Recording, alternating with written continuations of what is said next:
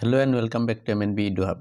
আজি আমি আকৌ তোমালোকৰ আগত উপস্থিত হৈছো SSLC এক্সামিনেশন 2016 ৰ ইংৰাজী বিষয়ৰ কোৱেশ্চন পেপাৰ লৈ এই ভিডিঅত আমি তোমালোকৰ লগত ডিসকাস কৰিম ইয়াৰে যি গ্ৰামাৰ পাৰ্টস আছিল সেই গ্ৰামাৰ পাৰ্টস বলা আমি ডাইৰেক্ট গ্ৰামাৰ পাৰ্টস লৈ গৈছো এই ভিডিঅটো তোমালোকৰ যিবিলাক ষ্টুডেন্টে প্ৰিভিয়াস ইয়াৰৰ গ্ৰামাৰ পাৰ্টস খিনি চাব বিচাৰা হেবিলাকৰ কাৰণে হয় বাকি যিবিলাকে বেলেগ ৰিভিজন কৰি আছে তোমালোকে হেবিলাক ৰিভিজন কৰি থাকিব পাৰা এই ভিডিওটো সোয়ার দরকার নাই ঠিক আছে আমি ডাইরেক্ট যেটো আমার গ্রামার পার্টস আছে তালৈকে আমি ফরওয়ার্ড করি গুছি গৈছো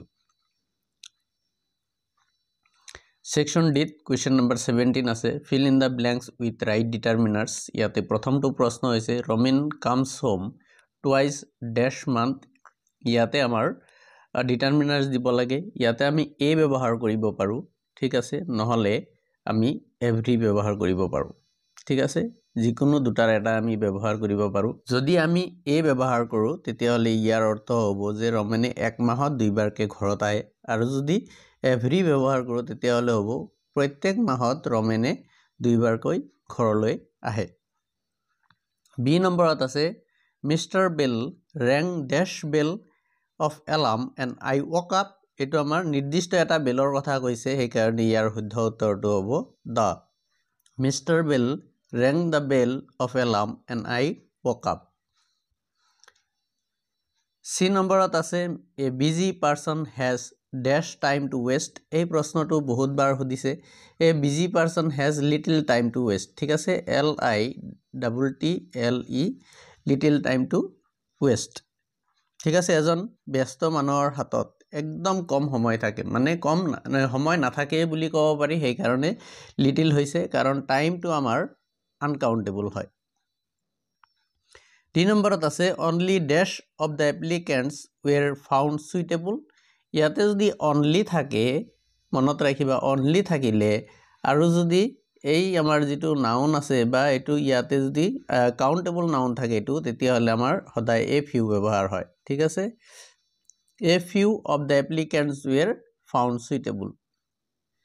Next, 18 নম্বৰত আমাৰ fill in the blanks with suitable preposition from the choices given in the bracket. ইয়াতে choices দিয়া আছে তাৰে পৰা আমি right determiner choose কৰিব লাগে A নম্বৰত দিছে the cow lives dash grass খাই জীয়াই থকাৰ কথা কৈছে সেই কাৰণে on হ'ব ইয়াৰ শুদ্ধ উত্তৰ কিবা খাই জীয়াই থকাৰ কথা বুজালে লিভছৰ পিছত on হয় the cow lives on grass B নম্বৰত দিছে he lives dash hand to mouth কাম কৰি জীয়াই থকা সেই কাৰণে কিবা কৰি জীয়াই থকা সেই কাৰণে এটো কি হ'ব from ঠিক আছে from হ'ব ইয়াৰ উত্তৰটো lives from he lives from hand to mouth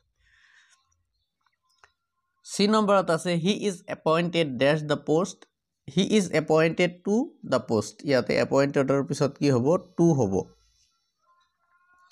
D নম্বৰত দিয়া আছে she is junior dash me by 3 years ইয়াতে to হ'ব she is junior to me by 3 years Next 19 number প্ৰশ্ন use the correct tense forms of the verb given in the brackets and rewrite the sentences A নম্বৰত দিছে it is time we go to whom আমি জানো যে it is time যদি থাকে তেতিয়া হলে আমাৰ যেটো ভাব থাকে এটো v2 লৈ গুছি যায় এইটো আমি পৰিৱৰ্তন কৰি কি কৰিব লাগিব v2 তাৰমানে আৰু যদি go to v2 যায় তেতিয়া হলে কি হ'ব went বাকি একো পৰিৱৰ্তন কৰিব নালাগে আমি it is time we went to bed এটো হ'ব আমাৰ ৰাইট আনসাৰ 2 নম্বৰ বা b নম্বৰত she behaves as if she know everything আৰু ইয়াতে আমাৰ এইটো কি হ'ব এইটো প্ৰেজেন্ট ইনডিফিনিট টেন্সত আছে আৰু মাজত কি আছে আমাৰ as if আছে সেই কাৰণে এই যেটো বাক্য আছে এটো past indefinite লৈ গুছি যাব ঠিক আছে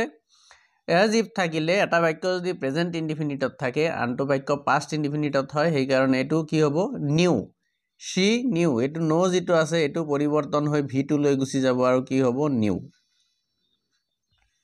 She behaves as if she knew everything হ'ব ইয়াৰ শুদ্ধ উত্তৰটো Next 20 নম্বৰ প্ৰশ্ন change the form of narration of the following A নম্বৰত দিয়া আছে can you drive a car I said to Rahim এটো আমাৰ ডাইৰেক্ট narrationত দিয়া আছে ইনডাইৰেক্ট narration লৈ কৰিব লাগে আৰু ইয়াৰ শুদ্ধ উত্তৰটো হ'ব I asked Rahim if he could drive a car.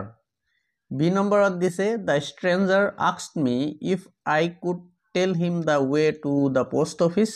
এইটো আমাৰ indirect narrationত আছে ডাইৰেক্ট narrationলৈ নিব লাগে আৰু শুদ্ধ উত্তৰটো হ'ব the stranger said to me comma inverted comma ৰ ভিতৰত হ'ব can you tell me the way to the post office. Question 21 change the voice of the following sentence. A নম্বৰত দিয়া আছে the students elected him secretary. এইটো আমাৰ active voiceত আছে passive voiceলৈ নিব লাগে আৰু ইয়াৰ শুদ্ধ উত্তৰটো হ'ব he was elected secretary by the students. B নম্বৰত আছে the stage was decorated by the students. এইটো আমাৰ passive voiceত আছে active voiceলৈ নিব লাগে আৰু ইয়াৰ শুদ্ধ উত্তৰটো হ'ব the students decorated the stage. 22 number প্ৰশ্ন combine each of the following pairs of sentences into a single sentence. A নম্বৰত দিয়া আছে the moon is round it has been proved আৰু ইয়াৰ শুদ্ধ উত্তৰটো হ'ব it has been proved that the moon is round. B নম্বৰত দিয়া আছে where does he live do you know it আৰু ইয়াৰ যদি কম্বাইন কৰো তেতিয়াহলে হ'ব do you know where he lives.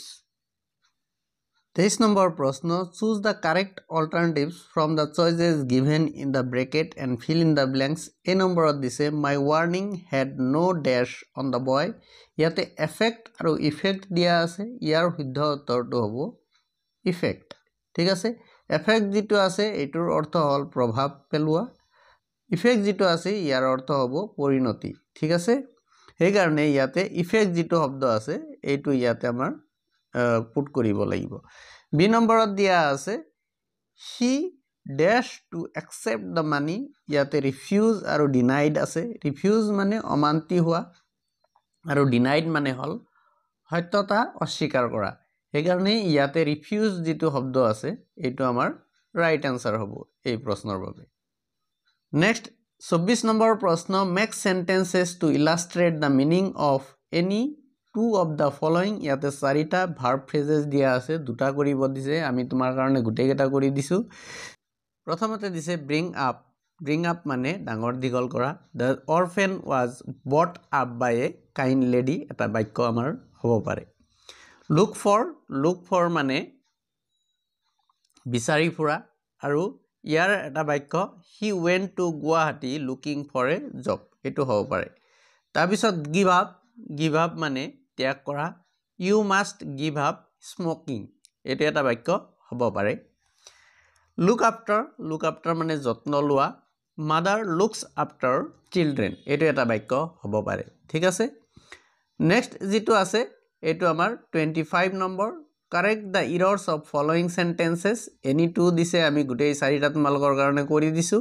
A নম্বৰত দিছে the sceneries of Arunachal Pradesh is charming.